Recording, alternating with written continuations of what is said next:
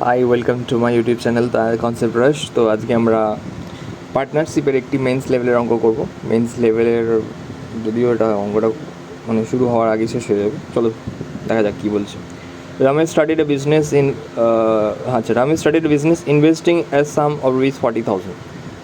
তো রমেশ একটা বিজনেস শুরু করেছে যেখানে সে 40,000 রুপিস ইনভেস্ট করেছে। 6 months later, Kevin joined by investing rupees 20,000. 6 মাস পর কেভিন জয়েন করে এবং 20,000 টাকা সে ইনভেস্ট করে।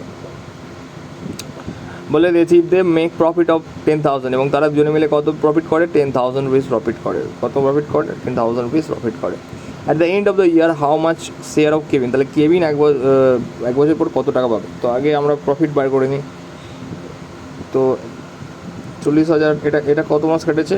এটা হয়েছে 12 মাস কেটেছে। এই টাকাটা এর টাকাটা কত মাস কেটেছে? 6 মাস কেটেছে, কারণ 6 মাস পর এসেছিলো। তো কাটাকুটি করলে 0,0,0 কেটে গেল, এরও 0,0,0 কেটে গেল, 6 দুগুণে 12, 2 কেটে গেল, তাহলে কত পড়লো? 4:1 পড়ে রইলো। তাহলে 4:1 মানে কত? টোটাল কত ইউনিট হচ্ছে? 4 + 1 মানে 5 ইউনিট। 5 ইউনিট মানে দুজন মিলে কত প্রফিট করেছে একটু আগে বলা হলো, দ্যাট ইজ হচ্ছে 10,000 বা 10K। 10,000 যদি হয়, 10,000 একটু বড়ো করে নি খালিটাকে, ওকে, তাহলে 10,000 প্রফিট করেছে 10K, বা আমরা লিখতে পারি 10, তাহলে 5 ইউনিট মানে যদি 10,000 হয়, তাহলে এক ইউনিটগুলো মানে এক ইউনিট কত হবে? 2,000 করে। তাহলে এখানে এক ইউনিট কে আছে? কেভিন।